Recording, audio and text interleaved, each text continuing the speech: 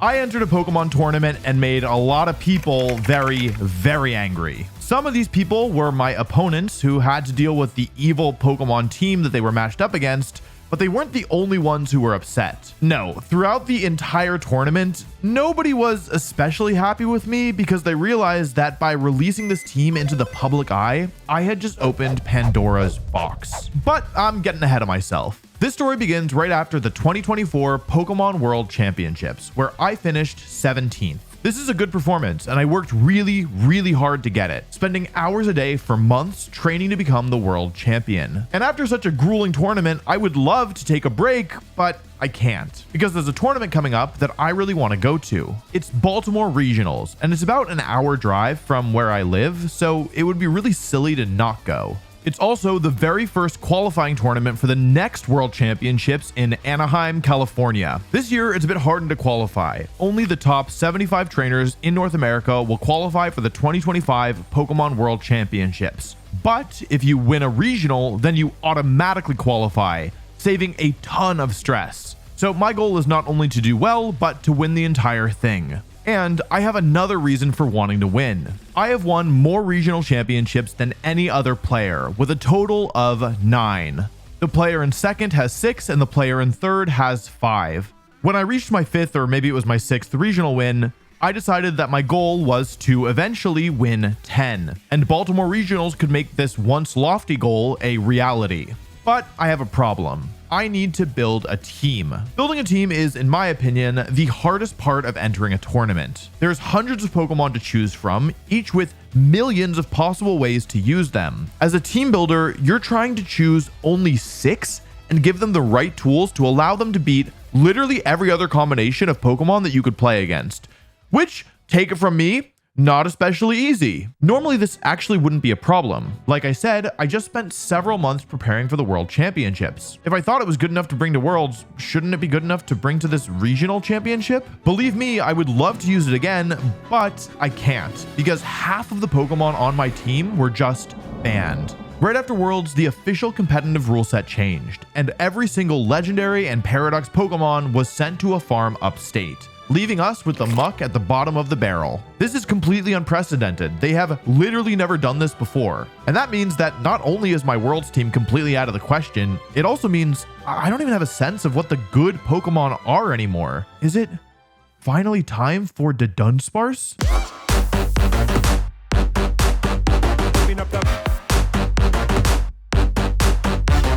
So I leave the World Championships and go straight to New York to attend a friend's bachelor party. I'm not thinking about Pokemon, I'm instead losing repeatedly in Smash, much to Ganondorf's dismay. But my friends online are talking about the new format, and it seems kind of hard. There's all these strong combinations of Pokemon. Pelipper Archaludon, who abuse the rain set by Pelipper's Drizzle ability, Dondozo Tatsugiri, who combine into a Super Mech with Tatsugiri's ability, Lilligant Torkoal, who abuse the sun with Torkoal's ability, Indeedee Hatterene, who take advantage of the Psychic Terrain set by Indeedee's ability, Tyranitar Excadrill, who use Excadrill's Sand Rush ability to double its speed when the sand is set by Tyranitar's ability.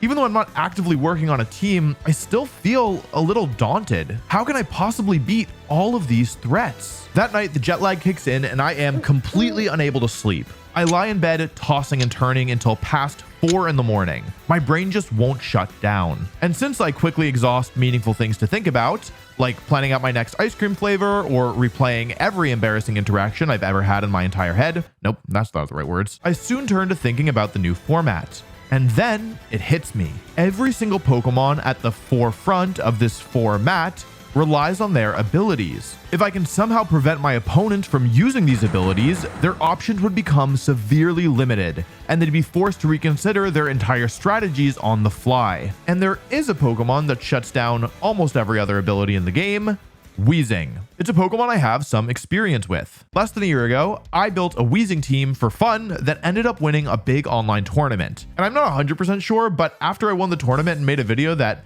got a fair bit of views, the Pokemon company changed one of the interactions that I was using in the video. So I may have been responsible for getting Weezing nerfed, I'm not entirely sure. Also in Sword and Shield, I actually ended up getting to #1 in the world with Galarian Weezing, pairing it with Dynamax Jolteon actually, which was surprisingly good. I think Weezing is a really fun Pokemon to play with, but it's really hard to build a team around because Weezing doesn't just shut down your opponent's abilities, it also shuts down your own. This means that you're much more limited in the Pokemon you can use than normal. But if you can pull off a team where you don't care about losing your own abilities while also taking away your opponents, Weezing can feel completely overpowered. But there is an issue. Last year, I told myself I am done using bad Pokemon because I was tired of showing up to tournaments outgunned by my opponents. Even though Weezing is well positioned, I mean, it's certainly not one of the best Pokemon in the format. Does that mean I can't use it? Well, it isn't January 1st yet, but I'm still gonna say it.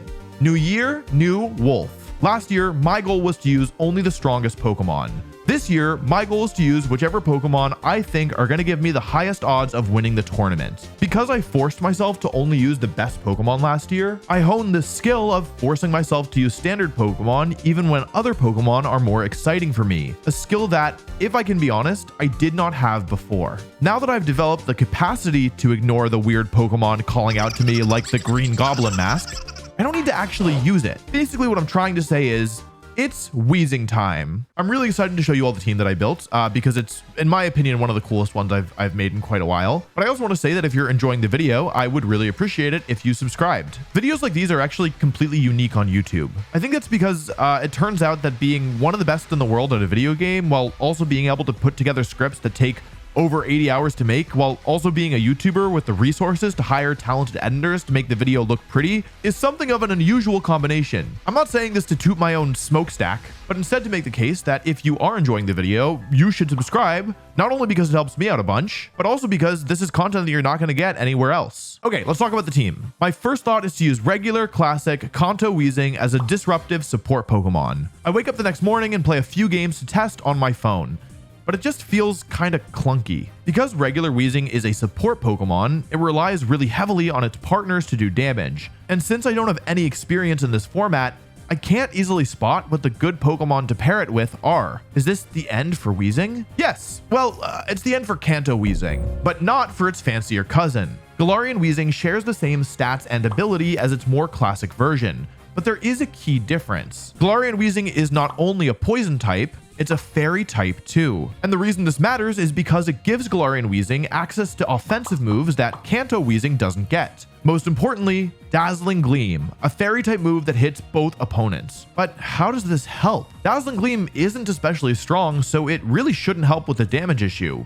right? You would be right if we were trying to use Galarian Weezing for support like we were with Kanto Weezing. I don't know why I'm using the Royal We, but let's just roll with it because that's what I wrote in the script. But because Galarian Weezing has more offensive moves, we can use it in a different way, as an offensive damage dealer. This is made possible because of the choice specs, an item that boosts the holder's damage output at the cost of not allowing them to change their moves once they've clicked an attack. But because Dazzling Gleam is a great consistent move that hits both targets, we can work around this drawback. Weezing can also use Sludge Bomb for poison type damage, and its signature move, Strange Steam, for a stronger fairy type move. But with two fairy moves and a poison one, it's going to be really hard to handle steel types. And that's why Weezing's final move is Flamethrower. Flamethrower also pairs well with Terra Fire, which not only boosts Flamethrower's damage, but also gives Weezing key resistances to fire and steel. Steel in particular is important, especially because Gholdengo is one of the most popular Pokemon in the format, and resisting its signature move, Make It Rain, is really important,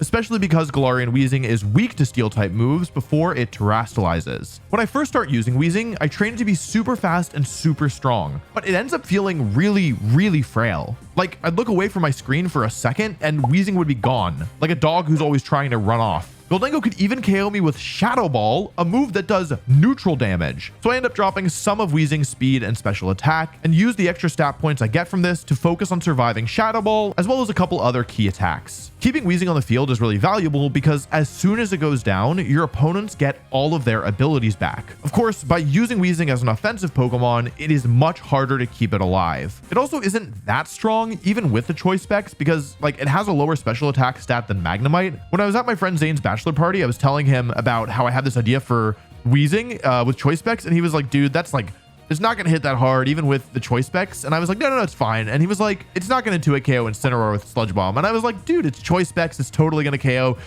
It doesn't 2-hit KO Incineroar Sludge Bomb, but maybe it'll poison or crit. So even with the choice specs, Weezing's not that strong, and there's still the issue of only being able to pair Weezing with Pokemon that don't care about losing their abilities. Of course, there is another class of Pokemon that opens up when we're considering that Weezing's on the team. Not only Pokemon who don't mind losing their abilities, but Pokemon whose abilities actively hurt them. Regigigas and Slaking are the two most obvious Pokemon that come to mind when thinking about this category. But Regigigas is banned, and Slaking is way less viable with an offensive Weezing, since if they ever knock out Weezing, you're basically losing 2 Pokemon for the price of 1. But there is a newer Pokemon with an ability that actively hurts it.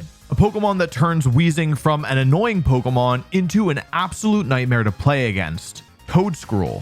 Toedscruel's ability, Mycelium Might, causes all of its non-damaging moves to move after other attacks, in exchange for Toedscruel's status moves ignoring the abilities of whatever it hits. This sucks, because Toedscruel's relatively speedy and gets access to the non-damaging move Spore, a 100% accurate move that puts the target to sleep. It can also support its team by redirecting moves with Rage Powder, and it also has really good Special Bulk. If Toedscruel had literally any other ability, it could have worked as like a physically frailer version of Amoonguss, but with the speed to move before a lot of other Pokemon and shut them down. As it stands though, Toedscruel hasn't seen any usage at all since the game's release. But when paired with Weezing, Toedscruel not only doesn't have to worry about the abilities on the opponent's team, it also isn't held back by its own. And as if this weren't enough synergy with Weezing, Toedscruel also gets the move Acid Spray, which cuts the special defense of whatever it hits in half. Like I said, Weezing isn't actually that strong on its own, but when the opponent is taking double damage thanks to Acid Spray, suddenly it becomes a lot scarier. With just one move slot left, I decide to use Earth Power. Toedscruel is really weak, but it still needs to be able to do some damage. Plus, if I do hit something with Acid Spray, Earth Power starts being, well, not strong, but respectable. Using these 4 moves means Toedscruel can't use Protect. So I give it the Covert Cloak item to help with Fake Out. Fake Out causes whatever it hits to flinch, and so it's really good against Pokemon that don't have Protect, but Covert Cloak stops the secondary effects of all moves, including Fake Out. I give Toedscruel Terra type of Water to resist Water, Ice, and Steel type moves, and train it to be as fast as possible, and to survive Ursaluna Blood Moon. Also, I really like Shiny Toedscruel, so it's the only Pokemon on the team that I Shiny hunted for because I just think it looks so cool. Actually, I was also hunting for a Weezing with a good mark, and while I was hunting for it, like Shiny Coughing showed up, and I was really excited, and I saved, and I went to battle it. I put it to sleep. I threw a Pokeball. It woke up after Pokeball didn't catch. It woke up after 1 turn. It used Memento, and I was like, that's fine. Like, it knocked itself out. But yeah, I turned the game back on, and it was gone. So anyway, Shiny Weezing wasn't meant to be. Now, I might have missed out on that Shiny Weezing, but I know that you don't want to miss out on the sponsor of today's video, Dimensionals. Dimensionals is a turn-based roguelike RPG, and I think it's awesome. There's dozens of heroes to collect and level up, and you can build a party of 3 of them to create super interesting combos between their unique skills. I really like this guy, Thundergust. I don't know, I just think he seems cool. I feel like he'd be like a fun person to, I don't know, go mini golfing with or something. I love mini golfing. Wolf, you're in the middle of an ad read. Whew, sorry, it's like I was in another dimension there. In Dimensionals, you can fight through an epic story, told through awesome, voice-acted, comic book-style cutscenes. It's really fun, and it reminds me a lot of the games and shows I used to love when I was growing up. Now I'm done growing. The game's combat is layered and interesting, which for me, personally, is a huge draw. You can check out Dimensionals on Steam today, or check it out via the link in the description. And there's even more story, heroes, and dimensions coming soon. Thanks again to Dimensionals for sponsoring this video. Back in the team building dimension, let's find some buddies for Toedscruel and Weezing. So far, we have a core that shuts down our opponent's offensive and defensive abilities completely, negating their core strategies. And we also have a Pokemon that can quickly put all of their Pokemon to sleep, stopping them from moving for up to 3 turns, which cannot be slowed down by Fake Out or Icy Wind, and can also lower the opponent's special defense stat, allowing me to hit them for huge damage, while all they can do is snooze. You can start to see why some people might have been a little bit upset about me using this monstrous duo, especially because with Mycelium Might turned off, Toedscruel is the fastest Spore user ever created, but we can go even further beyond. Now, at the moment, the number one Pokemon to beat is Archaludon, a dragon and steel type Pokemon that can do huge damage and is nearly impossible to get rid of due to its ridiculous natural bulk. It can hit Weezing for super effective damage because Fairy is weak to steel, and Toedscruel can struggle with it too if it terastallizes to grass, which is its most common Terra type, and also makes it immune to Spore. The best fighting types in the game are Urshifu and Iron Hands, but they're both banned right now, so I need something else. I start looking through the remaining fighting types, and a lot of these do not look like good Pokemon, but then something catches my eye. Pommet. I know that sounds like I'm pronouncing it stupid on purpose, which I don't even do anymore, but I'm just bad at pronouncing things. But actually, Pommet is the official pronunciation. I know that for a fact, okay? Maybe you know why at this point. Maybe you don't. That's not my business. Anyway, the official pronunciation is Pommet. I don't like it either. I don't agree with it, but that's the right way to say it. So don't yell at me if you're mad. Take it up with the big rat. Now, Pawmot is also not a very good Pokemon when Calyrex and Fluttermane are around, but they're on vacation right now. Pawmot is one of the fastest fighting types in the format, and even though it doesn't have the highest attack stat, it does have two really powerful moves it can use that both do serious damage.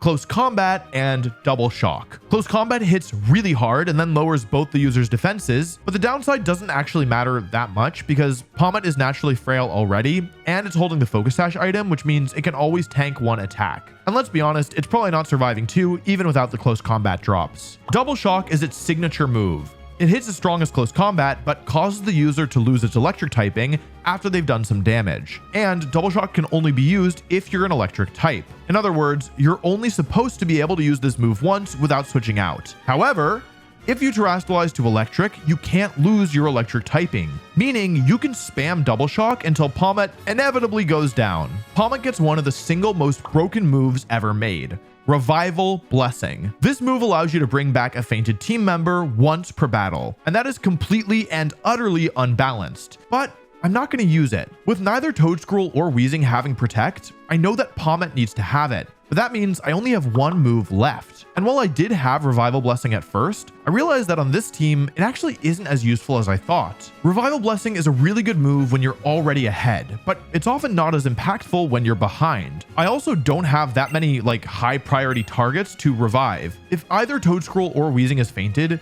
reviving them to half HP actually doesn't help that much since Toedscruel can't do much on its own, and Weezing is so frail that starting with half of its HP gone is actually a real liability. Revival Blessing also doesn't do anything until after you've lost a Pokemon. Now, I'm not saying it's bad. It absolutely is one of the strongest moves ever made, but on this team, I think that Pawmot has a better option. Fake Out. Fake Out can be really effective when paired with Weezing against an opponent that can't protect. It also allows Pawmot to work both in the lead or in the back, whereas before it kind of had to stay in the back to get value out of Revival Blessing. Fake Out is really useful against the Trick Room teams that have been giving me some trouble. Normally, Fake Out is not effective against teams that really focus around Trick Room because they almost always have the Pokemon Indeedee, whose ability Psychic Surge sets up the Psychic Terrain, which stops all priority moves, therefore blocking Fake Out. But with Weezing around, I can deny Psychic Terrain from ever going up as long as I KO Indeedee early, and then I can use Fake Out to stall out Trick Room. Basically what I'm trying to say is that Fake Out is always a little bit useful generally and then very useful in specific matchups, whereas Revival Blessing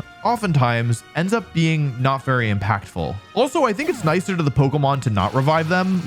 Imagine you faint 2 times in a single battle and then other Pokemon would talk about it and be like, oh yeah, they brought, Weezing back and it fainted again, and then yeah, they lost the battle anyway. I don't know, I think that'd be embarrassing. I think it's nicer to let them just faint until the next time. Pawmot's ability Natural Cure cures status conditions whenever it switches out, which means that it doesn't have an ability if it doesn't have a status condition. So I don't really care about giving Natural Cure up when Weezing is around. Now, I definitely need a Pokemon capable of threatening Volcarona, as it often runs either Terra Grass or the Safety Goggles item, making it immune to Spore. And it can use the incredibly powerful move Quiver Dance to make itself faster, stronger, and tankier on the special side. After a Quiver Dance, Weezing can't do much damage to it, even with the choice specs, and Pawmot often has trouble getting through Volcarona's supporting partners. So clearly, I need some help. Corviknight looks bad on paper because although it is a physical flying type attacker, it's weak to fire. But I realized that if I give it a defensive Terra type of Dragon, Corviknight should be able to hold its own against Volcarona. Corviknight also provides a few more things for the team. It's a defensive Pokemon with incredible typing, capable of walling many Pokemon in the format. It can heal itself with Roost and with the Citrus Berry item, and it can support its teammates with Tail Tailwind. Tailwind doubles the speeds of your team for 4 turns, and with Weezing being slower than most Pokemon in the format naturally, this can suddenly flip that relationship on its head. Tailwind does normally shine on faster Pokemon that are capable of setting it up before other Pokemon move, but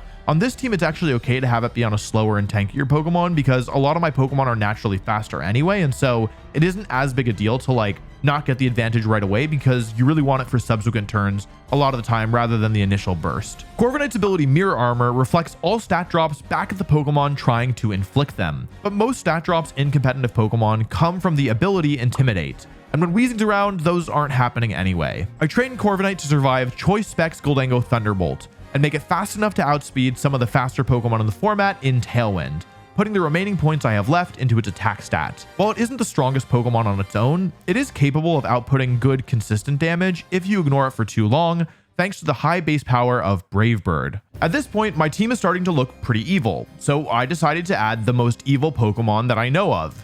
Incineroar. Incineroar is the best Pokemon of all time, and the ability shield item prevents Weezing from shutting off the user's ability, and that allows me to intimidate Pokemon that I normally wouldn't be able to, like Kingambit, Dragapult, and Annihilate, as long as Weezing's on the field. Then I add Hydreigon as another way of getting special attacking damage, and the team feels really good.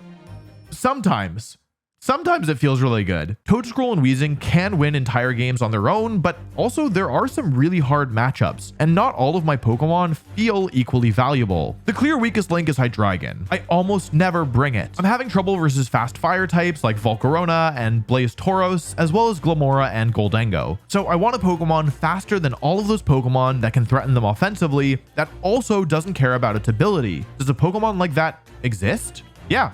Garchomp. Garchomp's ground typing allows it to threaten all of the Pokemon that I'm struggling with, except Volcarona. But as a dragon type, Garchomp also resists Volcarona's fire moves. Normally, I'd want the clear amulet item on Garchomp to prevent its attack stat from being lowered via the Intimidate ability, but with Weezing around, I don't have to worry about that so much. Speaking of abilities, Garchomp's Rough Skin is definitely valuable, but it's not essential. It does a little chip damage to any Pokemon that hits Garchomp with a contact move. While this damage can definitely help, especially against Focus Sash Pokemon like Sneasler or Pokemon that hit multiple times like Mousehold, for the most part I consider it a bonus, so losing it is not the end of the world. Oh yeah, and because I don't need the clear amulet item, I can instead use the Life Orb item to make Garchomp hit much harder. I can boost its damage even further with Terra Ground, boosting the power of both Earthquake and Stomping Tantrum. It might seem weird to have 2 ground type attacks, but remember that Weezing can't protect itself, so I need a ground move that doesn't hit my partner. And Earthquake is incredibly good when paired with Corviknight, or to finish off an endgame against low HP targets. Dragon Claw is Garchomp's most consistent dragon type move, and it hits really hard with Life Orb. And Protect helps keep Garchomp safe and gives me another tool to stall out my opponent's speed control moves. Garchomp improves the team in a massive way,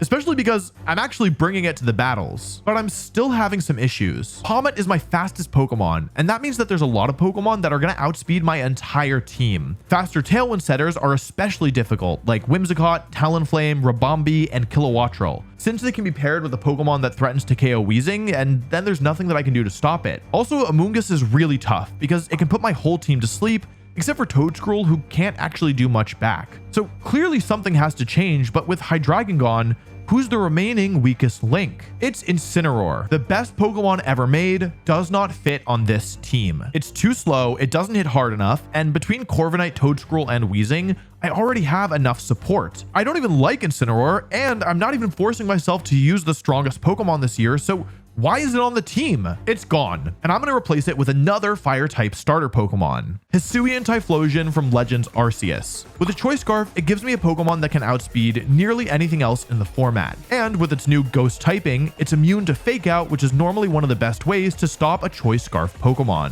Typhlosion also learns the move Eruption, a ridiculously powerful move if the user still has full HP. Normally, the way players stop Eruption is to use Pelipper's Drizzle ability or Whimsicott's Prankster ability to either shut down the damage or take away the speed advantage to let a partner hit Typhlosion before it can move. But with Weezing around, Typhlosion doesn't have to worry about either of those things. It also helps that both Typhlosion's abilities are more or less worthless. Frisk shows the items of the opponent's Pokemon, but in official tournaments, we're told what the items are before the battle, and Typhlosion's other ability, Blaze, only activates when Typhlosion is at low HP. And given how frail Typhlosion is and how weak low HP Eruption is, this ability is mostly worthless. Heatwave allows Typhlosion to have a fire move that hits both opponents and still works at low HP. and Shadow Ball is its strongest ghost type move, which you need for Dragapult and Basculegion. But remember, Amoonguss is an issue for my team, and although Typhlosion can threaten Amoonguss offensively, it doesn't help when I need something to come in and take a Spore. Does that mean it's not going to work? Well, I do still have one move slot left, so I decide to use the extremely niche move, Sleep Talk. This move does nothing if the user is awake, but will randomly select another move to use if the user is asleep. It's normally used in conjunction with the move Rest, which puts the user to sleep and heals them to full HP, but on Typhlosion, I can use it as a way to mess with Amoonguss. Sleep Talk has a 2/3 chance of getting a fire move and smacking Amoonguss right back, even while it's asleep. And it helps that Amoonguss can't actually threaten Typhlosion once it's put it to sleep. It resists both Bug and Poison, which are the main types that it would use. And also, it's not really like there's many other moves that I'd want instead on Typhlosion. Typhlosion's other options include like Overheat or Flamethrower or like Blast Burn, and like, yeah, they do have some uses, but on this team, they're not better than Sleep Talk. Typhlosion also has some really interesting synergy with Toedscruel. Toedscruel pressures opposing Pokemon to terastallize into the grass type to become immune to Spore, but that then causes them to take super effective damage from Typhlosion. Toedscruel can also use Acid Spray the turn before Typhlosion hits the field to double the damage of Eruption, making even fire-resistant Pokemon disappear. The synergy works the other way too. Typhlosion pressures grass types to terastallize to fire or water, which then means Toedscruel can spore them. Fun fact about the specific Typhlosion that I brought to the tournament, my girlfriend's first Pokemon game ever was actually Legends Arceus, and she chose Cyndaquil as her starter. So I brought her first ever starter Pokemon to the tournament, which she nicknamed NyQuil. If you want to use this team for yourself, you can do so using the rental code here. Just so you're aware, the team is technically slightly suboptimal. I wanted to use Shiny Toedscruel, but the one that I caught had bad attack IVs, but I didn't really care enough to reset. And Typhlosion has a non-perfect attack IV as well because it was my girlfriend's. If you don't know what that means, do not worry about it. It is literally so niche and it didn't come up a single time during the tournament, so it probably doesn't matter. I just feel like I should let people know in case, you know, they, I don't know, check the IVs and they're like, it's not perfect. I know it's not perfect, okay, but it's good enough. Oh, also, if you do want to use the team, I've posted a video on Patreon that's over an hour long that talks about which Pokemon to bring to battles, as well as talks about some of the really niche mechanics that happen sometimes when you use this team. Basically, there are some super specific interactions that almost never come up generally because they involve Weezing and other specific Pokemon, but they're really weird. For example, some abilities activate when a Pokemon switches out, like Amoonguss's Regenerator or Pommet's Natural Cure, and these abilities won't activate when Weezing is on the field. But Palufin's Zero to Hero ability, which also activates when switching out, does work even when neutralizing gas is in play. There are literally dozens of these. I was messaging my friend Dewobblefett for like 2 weeks before the tournament, and every single day I was learning a new mechanic. Huge shout out to Dewobblefett, by the way. Like, he is the #1 Pokemon mechanics expert that I know, and whenever there's something really niche and specific, he's the person who I bother and say, hey, how does this work? For this team specifically, he taught me so many niche mechanics that are present that I otherwise definitely wouldn't have known before the tournament, so I'm really grateful to him. Anyway, yeah, I made this video on Patreon that you can like take a look at if you're curious about the general ones, and for any weird mechanics that happen during the run, of course, I'll explain them here, but if you want to see like more of them, check out the video on Patreon. Anyway, with the team complete, I'm ready for the tournament. I play some games online and definitely roll some people hard enough that a couple other players are taking a look at the team, but overall, I succeed in keeping it mostly under wraps. Mostly. The day before the tournament, my friend Justin texts me. The team he was planning on using for the tournament just isn't working, and he's wondering if he can use my team instead. Justin's a really good friend of mine, so I'm like, sure, why not? I send him the EV spreads, replays, and game plans and help him figure out how to use it with the time that we have left. Now all that's left is the tournament itself. In order to make day 2, I'll need to win 6 of my 8 games today.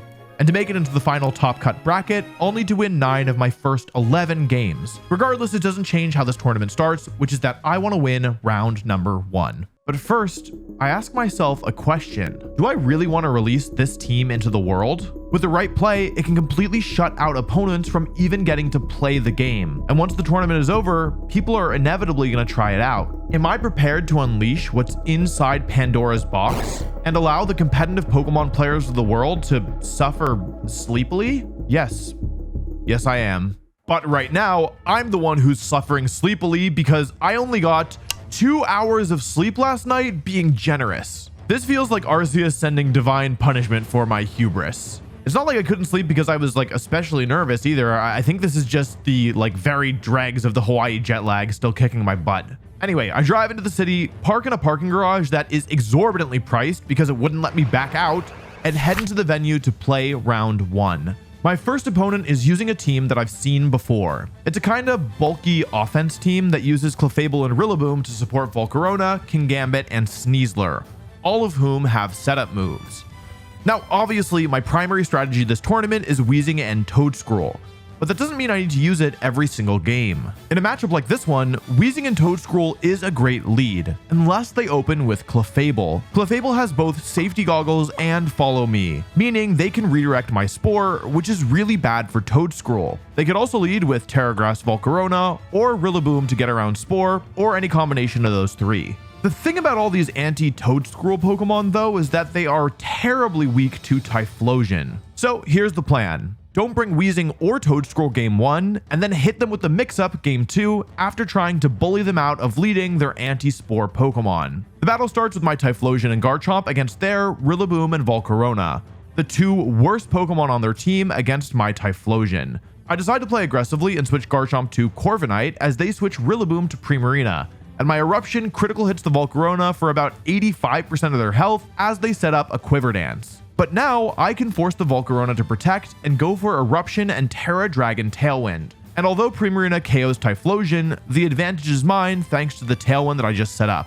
I go into Garchomp and pick up a double KO with Dragon Claw and Brave Bird. And now, with just Clefable and Rillaboom left, they don't have enough defense, offense, or speed in order to win. I use my faster Pokemon to close out the game and win game 1. But tournament sets are best 2 out of 3, so I'm not out of the woods yet. Thankfully, I already have a plan for game 2 that factors in how they're most likely to adjust. The game starts with my dynamic duo against their Sneasler and Rillaboom lead. They try to fake out Toedscruel while going for a Swords Dance with the Sneasler, but Covert Cloak stops the flinch and allows me to Spore Sneasler, while Weezing Sludge Bomb drops Rillaboom to low HP.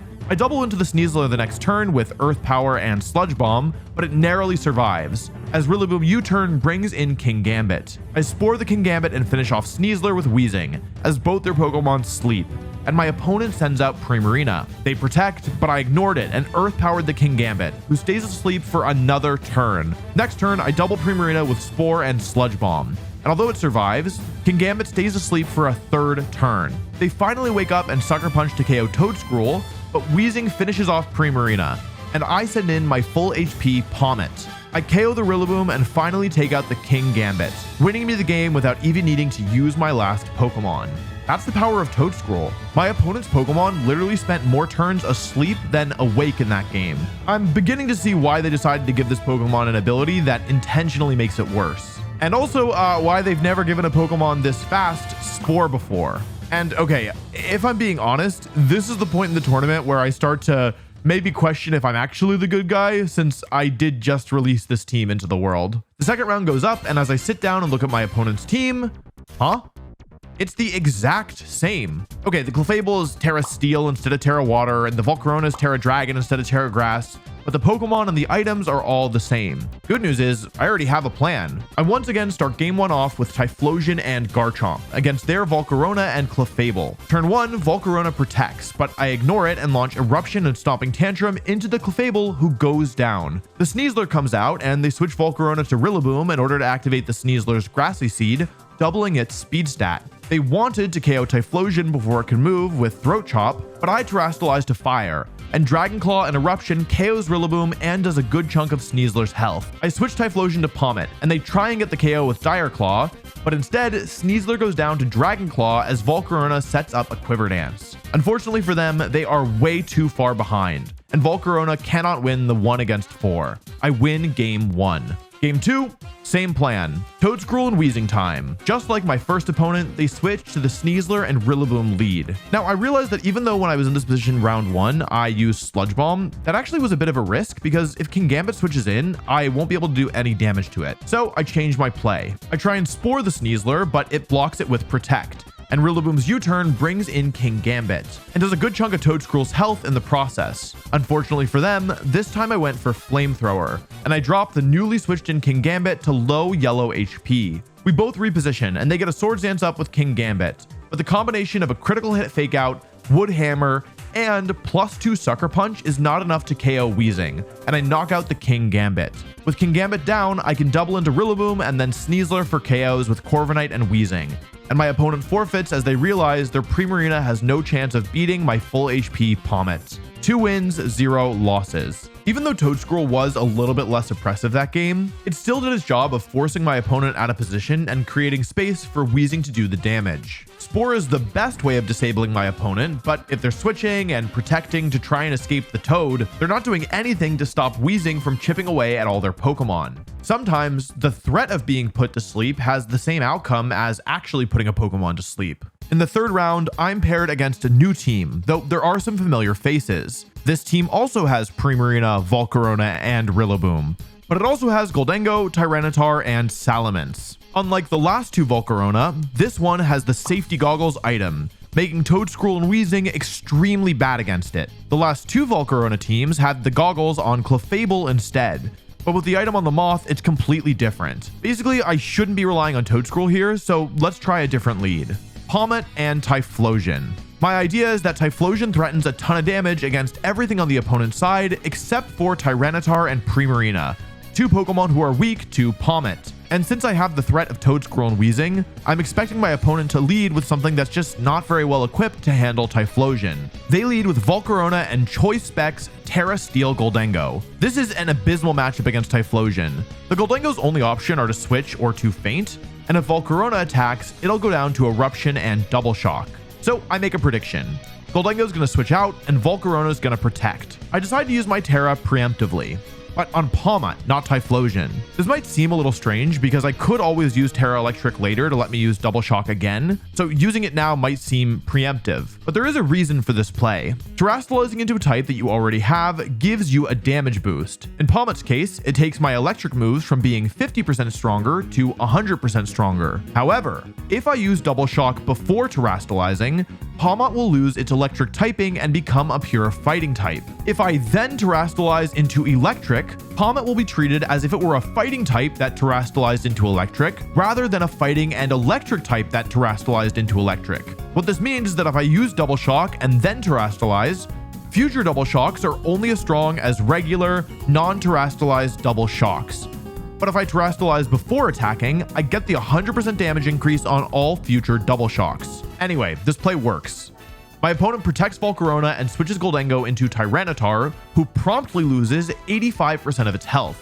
And this is especially bad because losing this much health on their tanky Pokemon now really leaves my opponent without defensive options. I KO Volcarona the next turn with Eruption and Double Shock, but Flame Body burns Pommet as a parting shot and Tyranitar KOs Typhlosion. I send out Garchomp, they send out Gholdengo. Now, I could in theory KO both their Pokemon here if I want to go for an Earthquake, but if their last Pokemon is Salamence, I could get reversaled. They could switch Tyranitar out to reduce the damage from Garchomp with Intimidate, and KO both my Pokemon with Terra Steel Make It Rain. So instead, I decide to play it slow, switching Pommet to Corviknight and protecting with Garchomp. And they go for Protect and Make It Rain. This not only lowers Gholdengo's special attack, it also cures Pommet's burn thanks to the natural cure. And now, because they didn't switch in Salamence, I'm pretty sure that they don't have it. They switch Gholdengo to Primarina, but it loses most of its health to Earthquake and Brave Bird. And Earthquake KOs the low HP Tyranitar. Now both the remaining Pokemon are in range of Earthquake, and I can clean up with Garchomp. So we're going into game 2, and the most obvious thing is that I should not adjust by bringing Toadscroll and Weezing together. I know that I didn't in the first 2 sets, but the thing is that this team has Safety Goggles Volcarona, which those teams didn't have. And if they so much as bring this Pokemon, the entire strategy just isn't going to work. It's a hard counter. All of this to say that I absolutely should not bring Toadscroll and Weezing. Game 2 starts with Toadscroll and Weezing against Volcarona and Salamence. So immediately, this is really bad. I can't use Spore to stop Volcarona from setting up, and then both my Pokemon are in range of getting KO'd by a boosted Heat Wave and an attack from Salamence. So I have no choice except to make a hard read, ignoring the Salamence. Thankfully, my reading comprehension is quite advanced for my age. Salamence protects. Volcarona uses Quiver Dance, raising its special defense by 1 stage, but Acid Spray drops it right back down by 2 stages. Weezing Sludge Bomb follows up and does 80% to Volcarona, and gets the poison. Volcarona is now in red HP, meaning I'm actually in this game. Volcarona launches a Heat Wave, but both my Pokemon survive. Toadscroll may be weak to fire, but it is so ridiculously specially bulky that it doesn't matter. Toadscruel spores Salamence before it can move, and I make another prediction that Volcarona wasn't going to use Giga Drain. Giga Drain would have prevented them from fainting to the poison, but I thought that Heat Wave seemed more appealing. So I take the risk and it pays off, as Weezing attacks into Salamence, ignoring the Volcarona and dealing over half of Salamance's HP. Volcarona faints to poison and Gholdengo hits the field. Now I can go for Spore into Gholdengo and Sludge Bomb into Salamence, and the only way I'll lose is if they both win the speed tie with Salamence and get the 1-turn wake up. And I'm not even completely sure that it is a speed tie, since the only interaction these two Pokemon have had, Toadscruel moved first. So I decided it's worth the risk, because if anything other than this specific scenario happens, I'll win the game on the spot. They win the speed tie, get the 1-turn wake up, and KO both my Pokemon with Make It Rain. And now down 2 against 3, I can't get rid of the Gholdengo. We're going to game 3. I'm going back to my game 1 lead. No more Toadscruel or Weezing for me. So now in game 3, my opponent sends out Rillaboom and Volcarona against my Palmot and Typhlosion. We both have Fake Out pressure active, but my Fake Out is faster, so I'm the one in the driver's seat, especially since Typhlosion is immune to Fake Out. Now, this Rillaboom does have Terra Fire, so in theory, they could protect Volcarona, Terrastalize to Fire, and try and high horsepower my Typhlosion. But if I go for Fake Out and Eruption into Rillaboom, they'll lose far too much ground. So I don't think Volcarona can afford to protect. Rillaboom switches to Salamence, but I ignore it and launch both Eruption and Double Shock into Volcarona, leaving it with just 5% as they Quiver Dance. They protect Volcarona, but I Terrastalize Palmot to Electric and KO Salamence before it can move with Eruption and Double Shock. Rillaboom comes back in and Terrastalizes to Fire, and Volcarona goes for a Giga Drain into Typhlosion for some healing, but the combination of Eruption and Double Shock finish it off. And although they do KO Typhlosion, their last Pokemon is Gholdengo, and Terra Fire, Rillaboom, and Gholdengo have no chance against Garchomp and 2 partners. I win the game and the set. So, what did we learn? Maybe don't bring Toadscruel into matchups where it's really bad? Maybe? Round 4, I'm matched against a team with Choice Specs Dragapult, Tyranitar, Gholdengo, Incineroar, Amoonguss, and Dondozo without Tatsugiri. This team does look a little scary, but everything is slower than Toadscruel, and Weezing shuts down a lot of my opponent's really useful abilities. So I don't really see a reason to not lead Weezing and Toadscruel and just go to town. So I go with Weezing, Toadscruel, Typhlosion, and Garchomp, and I feel pretty good about this. My opponent leads with Incineroar and Gholdengo, meaning Terra Water Spore is pretty safe. I go to lock it in and, why can't I find the Spore button? Huh? Why does my Toadscruel have wings? Why is it made of metal? Why did I lead Weezing and Corviknight? Remember how I mentioned how I didn't sleep much last night? Well, apparently there are consequences. The order I had my Pokemon in during my practice is different from the order I have them in the tournament. And I guess my brain just autopiloted into picking the practice order. At least that's my best guess as to what happened, because I don't think that Toadscruel and Corviknight look very similar. Anyway, whereas Toadscruel would have been great here, Corviknight is awful. And by the time I realized what happened, I'm almost out of time to make my move. With almost no time on the clock and a completely new lead that I've never even used before, I make the call to switch both my Pokemon out. This was the right decision, or it would have been the right decision if I got the order that I switched the Pokemon in correct. I needed to switch Corviknight into Typhlosion and Weezing into Garchomp, but I reversed it. And this matters because Weezing reactivates Intimidate when it leaves the field. So doing it this way means that I intimidate my own Garchomp when I didn't need to. It also means that I switch my Typhlosion into a knockoff, causing it to faint in a single hit. And to top it all off, Gholdengo gets a nasty plot up for free. So in just one turn, I lose one of my crucial damage dealers, intimidate my own Garchomp, and let the Gholdengo boost itself with no cost. Of all the turn ones I've made in my entire VGC career, that was definitely one of them. I try to recover turn 2 by going for Protect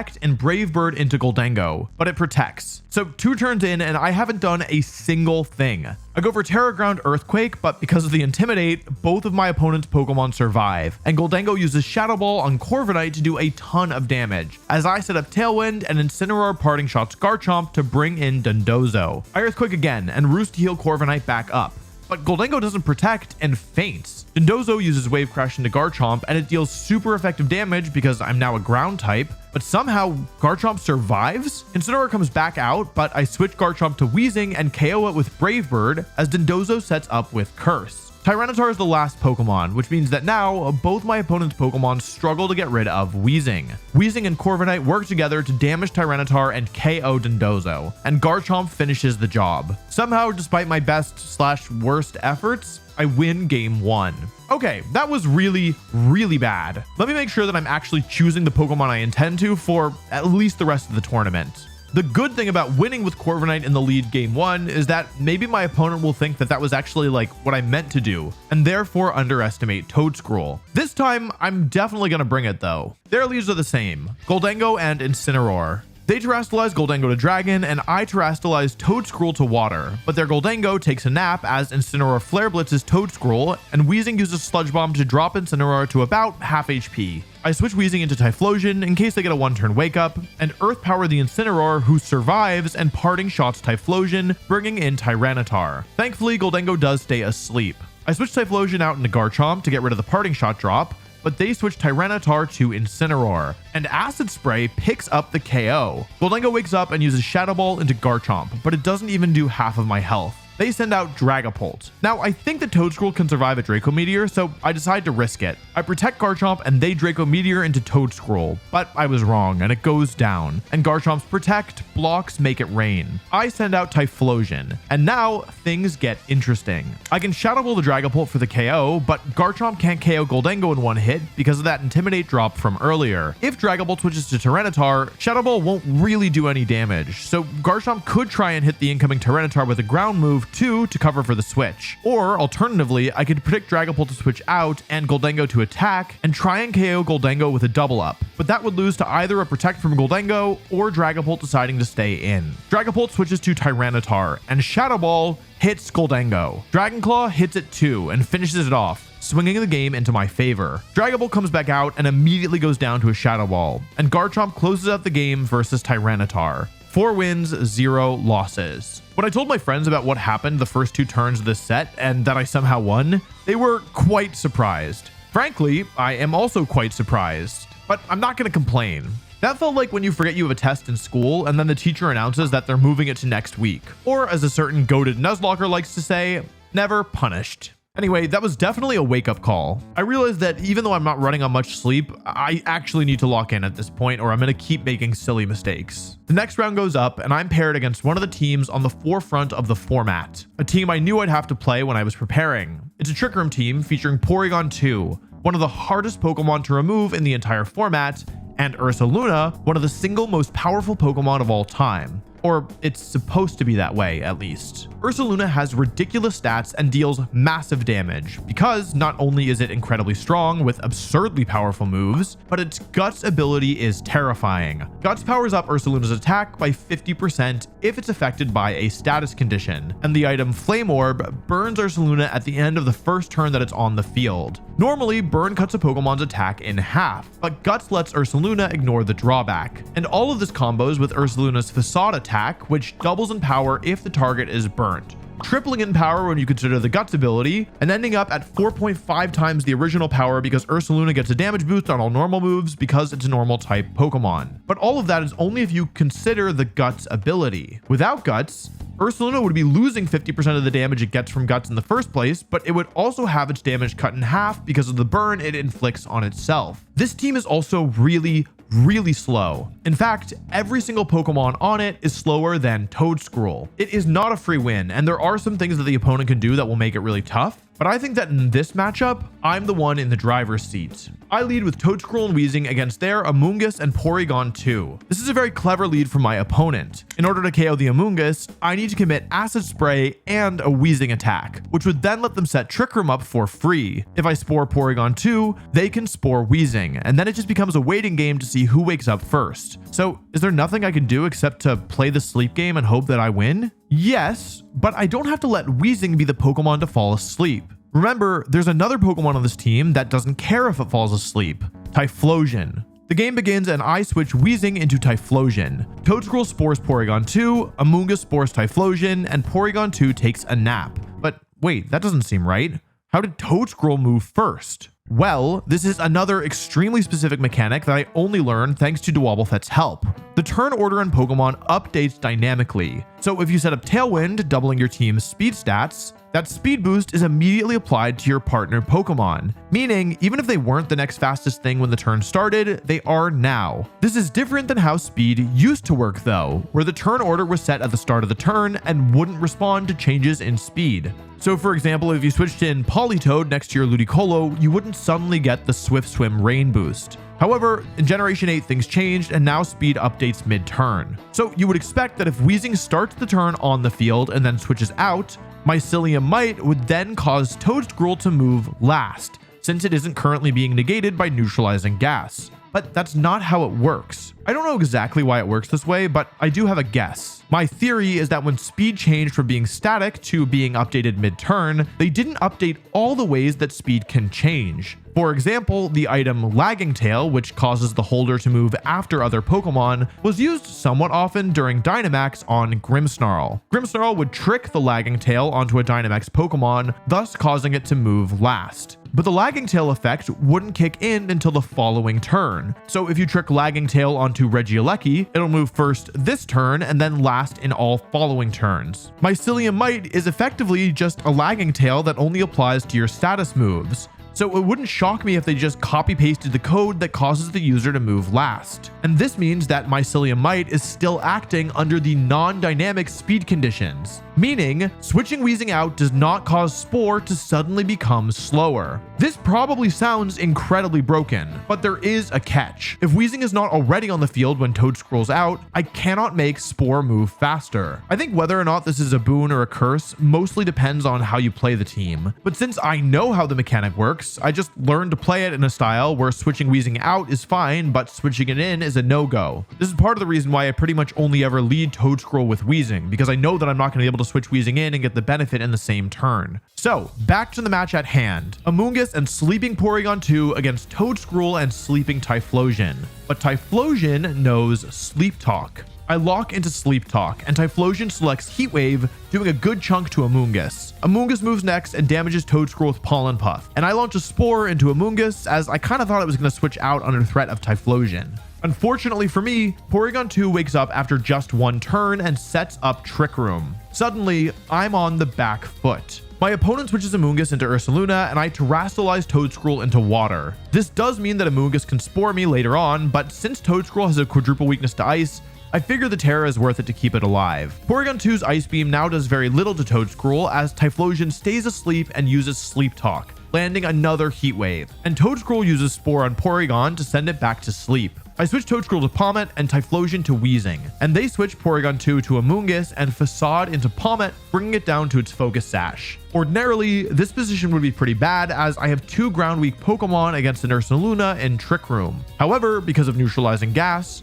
I can handle this. Ursaluna terastallizes to Ghost to try and get away from a Fake Out, but I target Amoonguss with Fake Out instead. Ursaluna launches the strongest ground type move into Weezing, dealing super effective damage, but not picking up the KO. And that's because the burn turns this super effective move into effectively a neutral move. And Headlong Rush drops Ursaluna's defenses, meaning Weezing can knock it out with Strange Steam. The Sleeping Porygon 2 comes back in. With the Terra already used on Ursaluna, Palmot's Close Combat will comfortably take out Porygon 2. So I know my opponent wants to use Spore against it. I make a read. I switch Palmot out into the still sleeping Typhlosion, and Amoonguss uses Spore into that slot. Porygon 2 takes its first sleep turn, and Strange Steam drops Porygon 2 to red HP. And finally, the Twisted Dimensions return to normal. Now I have a choice to make. Typhlosion has a 50% chance of waking up and a 50% chance of staying asleep, so I can choose either Sleep Talk or Eruption. Porygon 2 switches to Flamigo. Typhlosion wakes up, and Eruption KOs Amoonguss and drops Flamigo down to its Focus Sash. Strange Steam finishes off the bird. With all four of my Pokemon left against just a sleeping Porygon 2,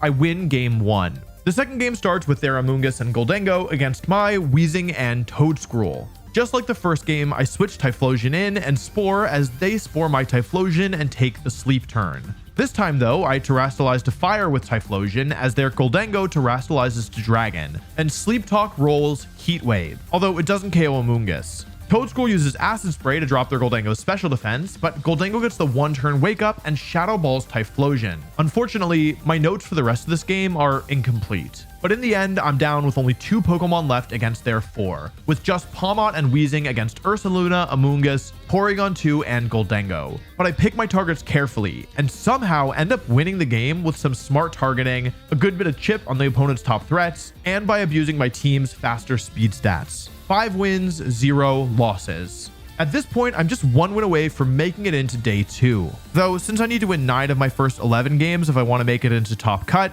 I really can't afford to take my foot off the gas. My next opponent has a team I'm familiar with. It's the team that won one of the first online tournaments of the format that I played in, and it's also the team that eliminated me from that tournament. It's a rain-based team with 2 steel types and Salamence, an overall tricky matchup. Thankfully, this team is mostly scary when the rain is up, and its only way of getting the rain up is with Pelipper's Drizzle ability. The game starts with their Basculesian and Archaludon against my Weezing and Toadscroll. Unfortunately for me, both of these Pokemon are Terra Grass, meaning Spore becomes a guessing game. I Terastallize Weezing to Fire and Spore Basculesian, but they don't Terastallize either Mon. To my shock, Archaludon goes for Snarl?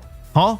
I look at the team sheet. They have Snarl there, and they don't have a Steel type move. I Terastallized Weezing for no reason, and I only made myself weaker to Basculesian in the process. Not to mention that now Archaludon can actually hit me with its Dragon moves. Because of the Snarl, Weezing's Dazzling Gleam does very little to these 2 crucial threats. I switch Weezing out into Pawmot and Spore Archaludon, and both Pokemon sleep for the turn. Now at this point, I have a feeling my opponent's going to switch Archaludon into Pelipper to activate Drizzle, which will in turn activate Swift Swim. So I decide to do something very mean. I switch Toadscroll back out into Weezing, placing Neutralizing Gas on the field again before they can make their switch. And they do switch Archaludon into Pelipper. But since Weezing is already on the field again, the rain does not appear, and Double Shock KOs Basculesian before it can move. Archaludon comes back out, but it goes down to close combat as Pelipper sets up Tailwind, and Dazzling Gleam does 70% of Pelipper's HP in the process. My opponent's final Pokemon is Salamence. Pelipper protects as Salamence uses Air Slash onto Weezing, but it doesn't flinch, and Dazzling Gleam KOs Salamence. Pelipper fails to finish off Weezing, and I win the game without losing a single Pokemon. I bring the same Pokemon again for game 2, but this time my opponent leads with Salamence and Archaludon. Salamence Terastallizes to Steel, but immediately gets put to sleep, as Archaludon uses Snarl to drop Weezing's special attack, causing Dazzling Gleam to once again do very little. Salamence switches out into Pelipper, which is really bad for me because I chose to switch Weezing into Typhlosion this turn, and that means that Rain is active for the first time this set. I do Spore Archaludon though, so I at least don't take any damage. Now I have Typhlosion in the rain, but I decide to stay in.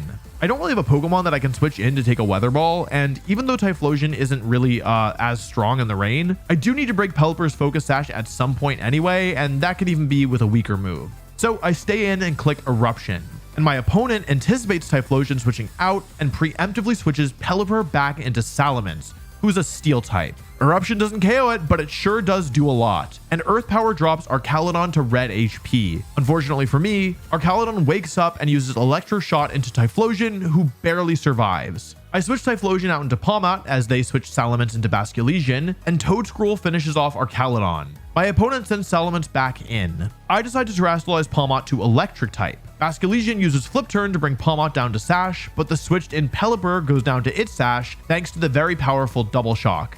And Toadscroll's Earth Power finishes off the low HP Salamence. And now I have a safe win. Rage Powder protects Pawmot from the last respects, and even though Toadscroll goes down, Pawmot finishes off Pelipper. With just Basculesian choice locked into last respects and the rain finally ending, I can send Typhlosion out and finish the game with Shadow Ball and Double Shock. And with that, I'm now 6 wins and 0 losses. There are 2 rounds left today, but even if I lose both of them, I'll still advance to day 2. Now at this point, there are 5 rounds left before the final bracket. Winning 3 of them gets me in, and winning 4 will most likely let me skip the first play-in round. But even though this tournament is far from over, I'm still happy having at least made it to day 2. Pokemon is a really, really hard game. And even though I have made day 2 at every event I've attended since Scarlet and Violet launched, with the exception of one, I never take it for granted, and certainly not with one of my most out there teams so far. Round 7 goes up, and I sit down to see that I'm up against a bizarre team. Scyther, Snorlax, Sylveon, Tauros, Meowscarada, and Primarina?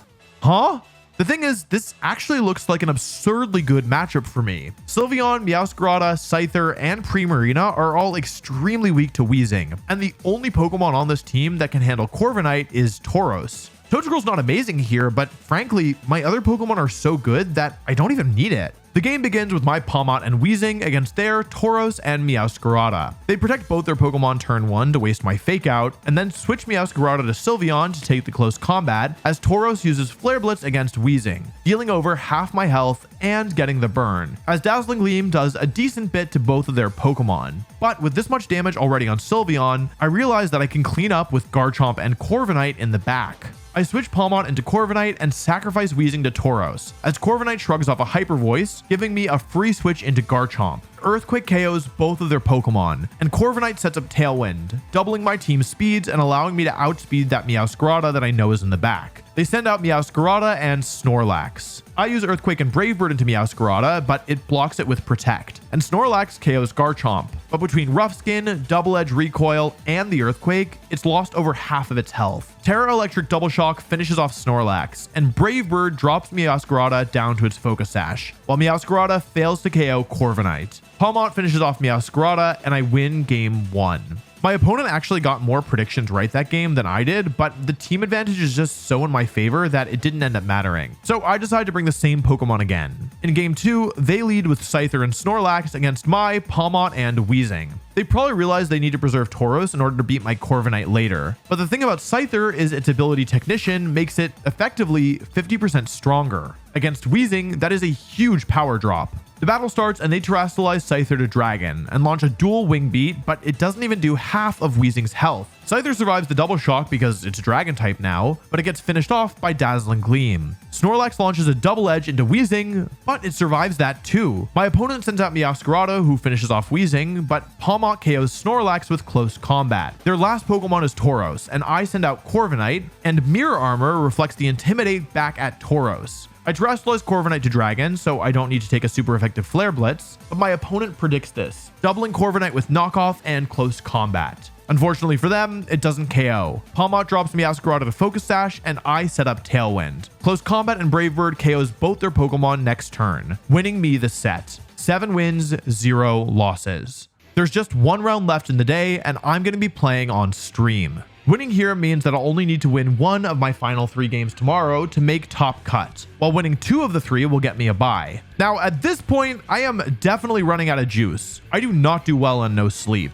But at the same time, I've made it this far, and all I have to do is get through 1 final push, and then I can go home and pass out. It's against the same Porygon 2 Ursaluna team that I played against earlier. My plan with Toedscruel, Weezing, and Typhlosion worked before, so if it ain't broke, I'm not gonna fix it. The battle starts with Toedscruel and Weezing once again, but my opponent is doing something that I haven't seen before: Incineroar and Ursaluna. Incineroar is threatening a KO into Toedscruel with Flare Blitz, so I'm forced to terrestrialize Toedscruel in response. Ursaluna protects, blocking the Spore, but Incineroar's Flare Blitz doesn't KO the now Water-type Toedscruel, and Strange Steam does over half of Incineroar's HP. Now, at this point, I have a choice to make. Toedscruel could KO Incineroar with Earth Power, but if it terrestrializes to Grass, the move is effectively wasted. Alternatively, I can go for Acid Spray and Strange Steam into Ursaluna. It won't KO if they go for Parting Shot, but I also know that I survive a Headlong Rush. This seems like the safer play. Ursaluna is a huge part of the damage that my opponent's team can do, and getting guaranteed damage on it seems like a good idea. The turn starts and Ursaluna terrestrializes to normal, getting a damage boost on Facade. Incineroar, however, makes a really smart play, knocking off Weezing, reducing its damage by removing the item, and putting it in range of Terra Normal Ursaluna. Without the choice specs, Strange Steam doesn't KO Ursaluna, though it does confuse it, and Ursaluna finishes off Weezing.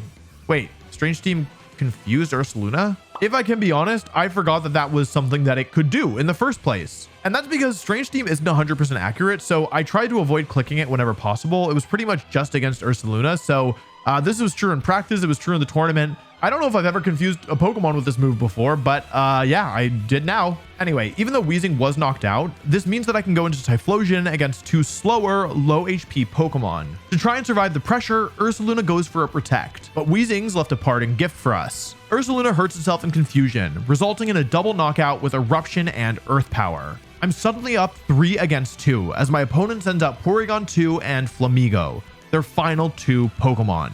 But this is actually a much more complicated position than it might look at a glance. Both my Pokemon are faster than both of their Pokemon, which is good. However, if Trick Room goes up, I'm going to be in really bad shape because my last Pokemon is Palmet, meaning every single one of my Pokemon is too frail to outlast the Twisted Dimensions. The other complicating factor is that my Typhlosion is choice locked into Eruption, and Flamigo has the move Wide Guard, which will completely block Eruption's damage. So Flamigo could Wide Guard while Porygon Trick Rooms, but I could counter that by using Spore. Even though my Mycelium does drop Spore's speed, it'll still move before Trick Room, which has negative priority, causing it to move even after my Mycelium.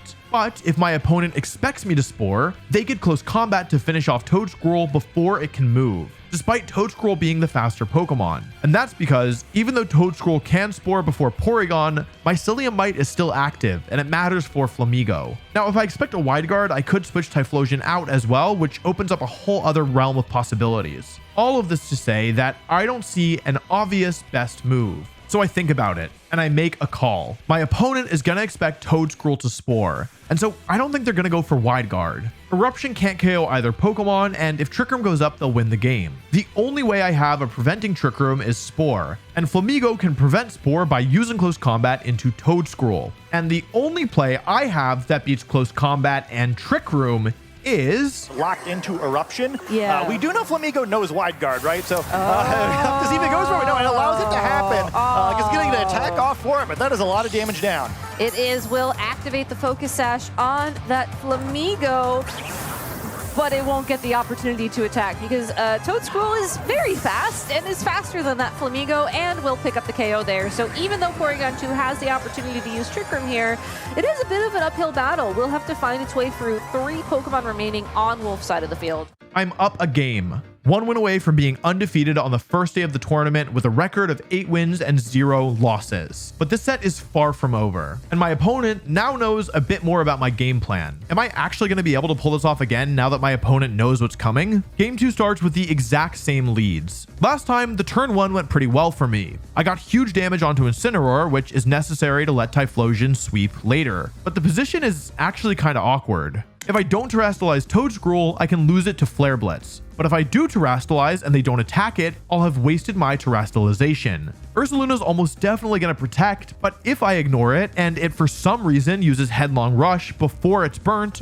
I'll lose Weezing immediately. So actually, it feels like my opponent's the one in the driver's seat this turn. I decide to hedge my bets. I don't Terrastalize with Toedscruel, but I do launch a Spore into Ursaluna, who protects. But this time, Incineroar uses Fake Out into Weezing, meaning I don't do any damage this turn. Now, the turn 2 is worse for me than it was last game, but it's also different. I could Terrastalize Toedscruel, but I'm not sure that I need to. See, in order for Incineroar to KO Toedscruel, it has to go for Flare Blitz. And not only is this very risky, but it would also mean that Acid Spray and Strange Steam could KO Ursaluna. It only survived game 1 because of the knockoff, and Ursaluna just protected, meaning it's vulnerable to the double up. So I'm going to launch this combo move again, knowing that Ursaluna is one of the biggest threats to my team. So trying to take advantage of the fact that Facade will still have boosted damage thanks to the status effect, and that Terrastalization will give it a bit more of a boost. But just like we saw in game number 1, it's going to be Acid Spray into that Ursaluna to drop its special defense very sharply.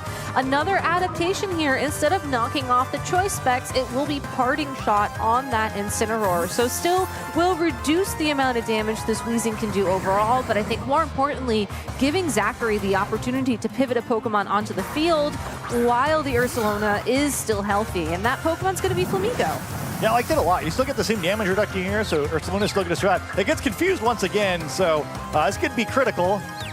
I don't know. We'll have to see. Will Ursaluna find the opportunity to attack through this confusion? Oh, no. And unfortunately, it does not. But I mean, to try and look at things in a positive light, the burn reduced the amount of damage it took, so... Well, that was pretty important. Suddenly, I've got a ridiculous lead. I was comfortable trading Weezing for Ursaluna there, so to get through that turn unscathed feels like I just hit the jackpot. Strange Team only hits 95% of the time and only confuses 20% of the time, and confusion activating is only a 1 in 3 chance. So all this together is very, very fortunate. Of course, the game isn't over yet, but it did just get a lot easier. My opponent makes a great play, switching both their Pokemon out and bringing in Incineroar to block the Spore and Porygon 2 to tank the Strange Steam. Now, Weezing still has this -1 special attack drop from the parting shot, so I decide to switch it out. With Spore covering the Porygon 2, I can bring Palmot in somewhat safely, and Terra Water with Toedscruel seems good now that I know that they don't have Amoonguss to punish it,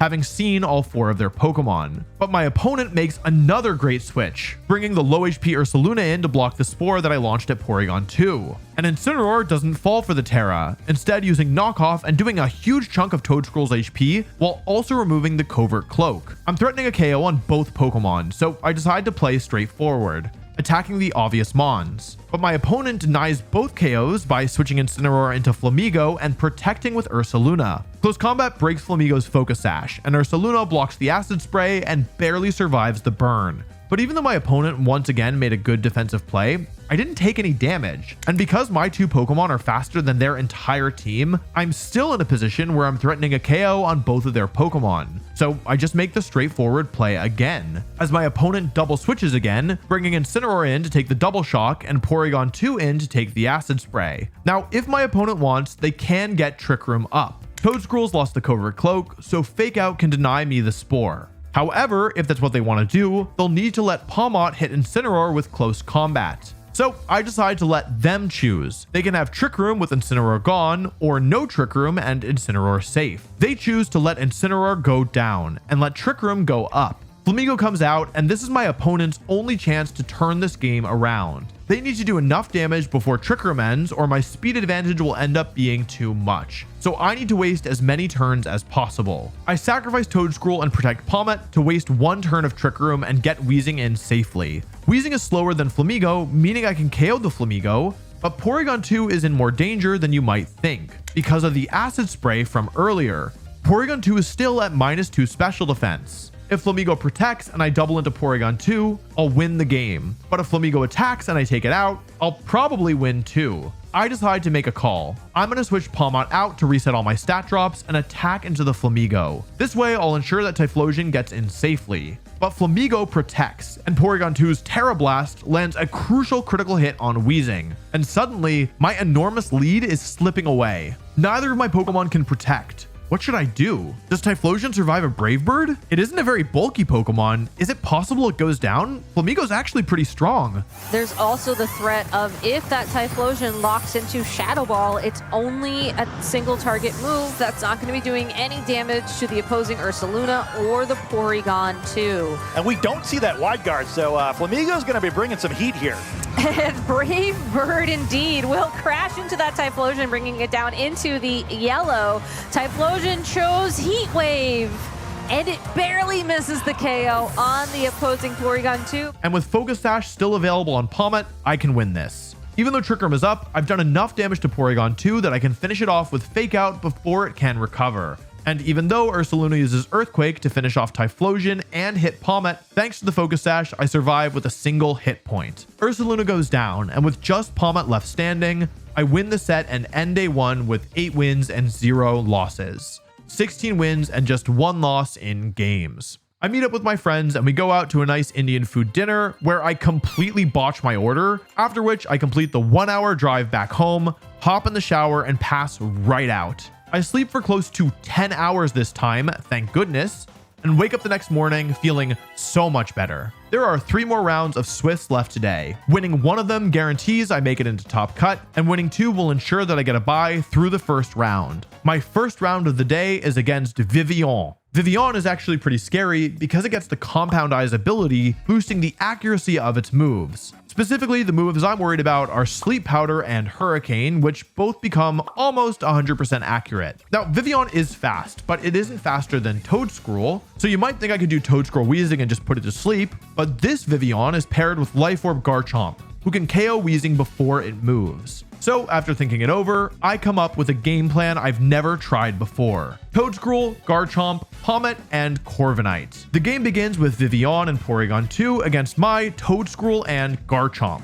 Now, I am a little surprised to see this lead, because to me, it seems so bad against the Weezing Toedscruel lead, but I can still work with this. Toadscruel really draws people's attention because it's always threatening a spore, and so I've noticed they don't really tend to play defensive against it most of the time. I use this to my advantage, doubling Vivillon with Dragon Claw and Acid Spray to KO it before it can move. Porygon 2 launches an Ice Beam into Toadscruel, dealing about 70% of its health. They send out Primarina. Now, the obvious move here is to go for Hyper Voice and Trick Room to KO Toadscruel and set Trick Room up, and I can't afford to let that happen. So despite having such little HP, I Terastallize Toadscruel to Water. Garchomp uses Stomping Tantrum to deal over half of Primarina's health, though it heals above half thanks to its Citrus Berry. And Toadscruel survives the Hyper Voice. Porygon 2 tried to use Trick Room, which means Spore goes off first and denies it. If Porygon 2 stays asleep, I'll be in really good shape. I switch Toadscruel out to Corviknight and launch an Earthquake, which Primarina blocks with Protect. But unfortunately, Porygon 2 wakes up and sets up the Trick Room. I protect both my Pokemon to stall a turn of Trick Room. 3 left now. I decide to save Garchomp, switching it into Toadscruel and sacrificing it. Corviknight takes the Hyper Voice and Ice Beam combination and hits Primarina with Brave Bird, but it barely survives. 2 turns left. I send out Pommet and KO Primarina with Fake Out while roosting with Corviknight to go back to full HP. And Porygon 2 breaks Pommet's Focus Sash. Their last Pokemon is Goldango, and there's 1 turn still left of Trick Room. Now the situation's a bit tricky. My opponent can punish a double Protect play by using Recover with Porygon 2 and Nasty Plot with Goldango. Now, if I think they're going to do both, I could attack with Pommet. But if I let Pommet go down, I'll be in huge trouble against the Porygon. Then again, protecting with Pommet is super obvious. Do I have a safe play? I think I do actually. I can protect Pommet and use Brave Bird into Porygon 2 with Corviknight. This way, even if they do go for Recover, they're not going to be at full HP. And next turn, I can use Close Combat and Brave Bird to cover a Terra Fighting from the Porygon 2. I protect, they recover, I Brave Bird, and they set up a Nasty Plot with Goldango. Very scary. But Pommet Close Combat KOs Porygon 2, and even though Pommet goes down to make it rain, Corviknight's Brave Bird hits Goldango. I send Garchomp back out, and now there's an issue. This Goldango is Terra Dragon. If I use Stomping Tantrum, it'll survive if it Terras, but if I use Dragon Claw and it doesn't Terra, I'll lose. So I decide to make it as hard as possible for my opponent. I protect Garchomp and they Terastallize to Dragon and launch a boosted Make It Rain, but Corviknight survives and heals itself with Roost. And now there's no more guessing game. Dragon Claw KOs Goldango and I win game 1. 1 win away from making top cut. Now in game 2, I know what I want to do. They did not respect the Toadscruel Weezing lead, so I see no reason to do anything else. The game starts and they lead the exact same. Porygon 2 and Vivillon. I Spore Vivillon and Dazzling Gleam as they Ice Beam into Toadscruel. Now I can Spore Porygon 2 and KO Vivillon with Dazzling Gleam as it stays asleep. Goldango comes out and I decide to make a read. I ignore Goldango and go for Terra Fire with Weezing, using Acid Spray into Porygon 2. To my shock, Goldango doesn't protect and instead KOs Toadscruel with Make It Rain. But thanks to the Terra Fire, I survive, and Dazzling Gleam leaves Porygon 2 with red HP. Porygon 2 sleeps for a second turn, making this game suddenly extremely difficult for my opponent. I send out Pommet, and Goldango's forced to protect as I knock out their Porygon. Their final Pokemon is Primarina. Primarina protects, but I doubled Goldango, and Double Shock and Dazzling Gleam picks up the KO. With a full HP Corviknight in the back and Pommet still around, my opponent sees that they've lost and forfeits. 9 wins, 0 losses. I've made top cut, and I am the only player still undefeated in the tournament at this point. But I don't want to take my foot off the gas. Round 10 goes up, and it's against a strange Tailwind team, using Life Orb, Tauros Aqua, Whimsicott, Glimmora, and Farigiraf, as well as Incineroar and Rillaboom. Game 1 starts with their Tauros and Whimsicott against my Garchomp and Corviknight. Corviknight reflects the Intimidate back at Tauros, lowering its damage output. Garchomp can survive a Moonblast, which would make Earthquake and Brave Bird very safe, but I realized that this Tauros has Aqua Jet, and the chip damage from a Life Orb Aqua Jet, maybe with Terra Water, would probably be enough to put Garchomp into Moonblast range. So I switch Garchomp into Weezing as they Terra Water and launch an Aqua Jet and Moonblast into that slot, doing very little damage. And Corviknight brings Whimsicott down to its Focus Sash. Next turn, they set up Tailwind and launch a Wave Crash into Weezing, but Dazzling Gleam KOs both their Pokemon because of the Wave Crash and Life Orb recoil. And I set up a Tailwind to match theirs. Their last 2 Pokemon are Glimmora and Incineroar, and they can't Terastallize. All I have to do is bring Garchomp in and win the game with Terra Ground Earthquake. But game 2 doesn't go as smoothly.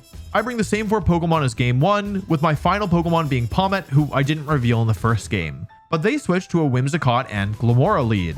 I think this is probably fine because I know that Corviknight can survive a Meteor Beam, but the turn starts with Glimmora terastallizing to Grass and Whimsicott using Moonblast into Corviknight. Earthquake doesn't do very much to either Grass-type Pokemon, and with the help from Moonblast, Meteor Beam KOs Corviknight. And now I don't really have an answer to the special attack boosted Earth Power Glimmora, and I quickly lose as Whimsicott sets Tailwind up and Glimmora blows through my team. However, I think their game plan was actually quite risky, and I see that there's a trap that I can lay. Game 3 starts the exact same way as Game 2. Terra Grass Glimmora, a double into Corviknight for a KO, and a seemingly insignificant Earthquake, except that double not very effective Earthquake breaks Whimsicott's Focus Sash. I take my time while deciding what Pokemon to send out, as if it's a really hard choice. I make faces that imply I'm thinking really hard. I'm not. I know what I'm about to do. After 40 seconds of strained thinking, I reveal Typhlosion. I continue making confused faces, but this time I lock in quickly. The turn starts and Weezing switches in, disabling Prankster, which means that Whimsicott cannot set Tailwind up before Typhlosion attacks. And because Glimmora is now a Grass type, Eruption KOs both. Their final two Pokemon are Incineroar and Tauros, and Weezing and Garchomp close out the game. I win Game 3, putting me at a record of 10 wins and 0 losses. But there's no time to rest. The final round of Swiss is up, and I need to go play. This is against a Rain team, but this one has a focus on defense instead of offense. It's using a support Mousehold to boost Annihilate and Archaludon, with Grimmsnarl to further reduce damage, and Sinistcha for healing. I've never played against something like this before, but to me, it looks kind of weak to Typhlosion and Weezing. The battle starts with Typhlosion Weezing against their Pelipper and Mousehold. This Pelipper is Life Orb and Terra Stellar, but Hurricane's only 70% accurate without the rain. They terastallize Pelipper right away for the damage boost and protect Mousehold, as I launch an Eruption. But Hurricane connects and KOs Weezing in a single hit, activating the rain. I go into Palmet and KO Mousehold with Eruption and Close Combat, but Pelipper survives with just 5%. If I'd known my calcs, I could have terastallized Typhlosion on either of the turns, but I just wasn't familiar enough. Pelipper KOs Typhlosion, which is a problem because my last Pokemon is Garchomp, and neither Palmot or Garchomp can do enough against Sinistcha. I lose Game 1. But I feel like I learned a lot. I stick to my game plan for Game 2, and this time my opponent leads with Mousehold and Annihilate. I terastallize Typhlosion to Fire. Based on how much my Game 1 Eruption did to the Mousehold, I'm pretty sure that this will KO. Annihilate terastallizes to Dragon, but Mousehold barely survives the Eruption and gets a beat up off, letting Annihilate KO Weezing. I send out Garchomp and they protect Mousehold and let Annihilate go down to Eruption and Dragon Claw. Pelipper comes out, but this is totally fine. Eruption will KO Mousehold, which removes the Friend Guard ability, thus letting Garchomp KO Pelipper. But Mousehold goes for the double protect and gets it. And Pelipper just barely survives the double up and KOs Typhlosion. And now with just Palmot and Garchomp, I can once again not beat Sinistcha. I lose Game 2 and my first set of the day, which means I finish the first two phases of this tournament with a final record of 10 wins and 1 loss. Now it's time for the final bracket. My placement's good enough that I get a bye to the round of 16, while some players have to play an extra qualifying round. I don't know who exactly I'm playing yet, but I do know it'll either be a hyper-offensive team built around Psychic Terrain with Pokemon like Delphox and Indeedee Male, or the same Porygon 2 team that I've played twice already. As the matches progress, I get my answer.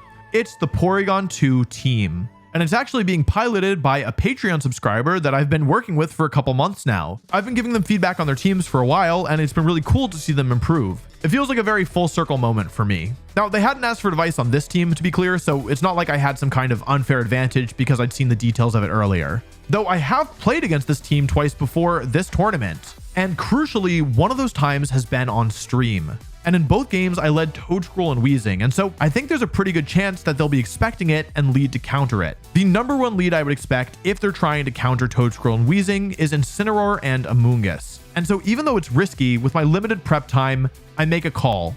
I'm going to lead Toedscruel and Weezing behind in game number 1, and go with an anti-Incineroar and Amoonguss strategy. The battle starts with my Palmot and Typhlosion against their Incineroar and Amoonguss. I think they might go for Terra Ghost with Incineroar, and so just to be safe, I terastallize my Typhlosion to Fire to prevent a knockout from knock off. They do terastallize to Ghost, and Terra Fire Eruption does most of their health as Amoonguss protects, but Incineroar goes for Parting Shot, not knockoff. This lets them get Ursaluna in safely and activates the Flame Orb without them taking any damage. I decided to switch Palmot out, as I'm pretty sure that Eruption's not going to KO Amoonguss, which would then mean my close combat would be redirected into Amoonguss, and Rocky Helmet would break Palmot's Focus Sash. I switch in Corviknight, and Amoonguss goes for Rage Powder and survives the Eruption. Headlong Rush KOs Typhlosion, and I bring in Garchomp. Ursaluna protects, and Amoonguss switches out into Incineroar, who feints to Earthquake. Goldengo comes out, and I switch Garchomp out to reset Intimidate and KO Ursaluna with Brave Bird thanks to the Headlong Rush defense drop. Up 3 against 2 with their Terra burnt, I win the game by getting Garchomp into position once the last 2 Pokemon are both in Earthquake range. In game 2, I go to Toedscruel and Weezing lead as my opponent switches to Goldengo and Incineroar. Unfortunately, I don't have any notes on this game. It was extremely long and drawn out, and my opponent got call after call right. A sticking point was they baited my Toedscruel into terrestrializing to water and then punished it by bringing in Amoonguss, something neither of the other Porygon 2 players did. The game was really close and I had a lead at one point, but in the end I run out of gas and I can't win. It's all going to come down to game 3. I have a choice to make. Do I go back to my game 1 plan, knowing that it was mostly a call out for the Incineroar Amoonguss lead, or should I stick with Toedscruel and Weezing? I think it over and decide to bet everything on Toedscruel and Weezing. My opponent had to make multiple correct reads right last game to win. If I play a little bit more aggressively, I should be able to make it work. But this was the complete wrong thing to do. The battle starts with Toedscruel and Weezing against Incineroar and Porygon 2. Because of how the last game played out, I decide to hard read Porygon 2 switching to Amoonguss and launch Acid Spray and Sludge Bomb without terrestrializing. My opponent doesn't switch, KOs Toedscruel with Flare Blitz and survives the Sludge Bomb, setting up Trick Room. My back 2 Pokemon are Palmot and Typhlosion. 2 of my Pokemon can't protect, and I don't have an answer for Amoonguss in Trick Room. My team's lack of defense when out of position is too great for me to overcome. And although I do technically survive the Trick Room, I've given up far too much ground. I lose the game, the set, and am eliminated from the tournament for a final placement of 9th. And I'm okay with this. I feel no shame in losing to an opponent who played better than me. And that's what happened here. At some point in every Pokemon tournament, you end up in a spot where a single loss means elimination from the tournament, no matter how well the rest of the tournament went for you. It's tough, but that's the way that it works. Pokemon tournaments are incredibly difficult. There is a very real chance that I never win another major event despite being the most decorated player in the entire game's history. And I'm okay with that, because sometimes how well you did and how good your placement was aren't always perfectly aligned. 9th is a good placement, but the placement is not why I'm proud. I'm proud of building a team that was fun, creative, and extremely strong. I'm proud of how I played when I was running on no sleep, not letting my mistakes get under my skin, and not giving up even when things looked dire. I'm proud of going undefeated on the first day of the tournament, my 3rd phenomenal day 1 in a row. Cumulatively, my last 3 day 1s have been 24 wins and just 1 single loss. I'm proud that my team warped the format, with multiple players having success at the following regional in Europe, building on my initial core. And yes, I didn't translate it into a win, but my goal isn't to win every tournament. It's to continue to improve and to eventually win the tournaments I really care about. I don't know whether or not I'll get there, but I do know that I feel motivated to keep trying. So I'll leave it up to you to decide whether or not you think this tournament was a success.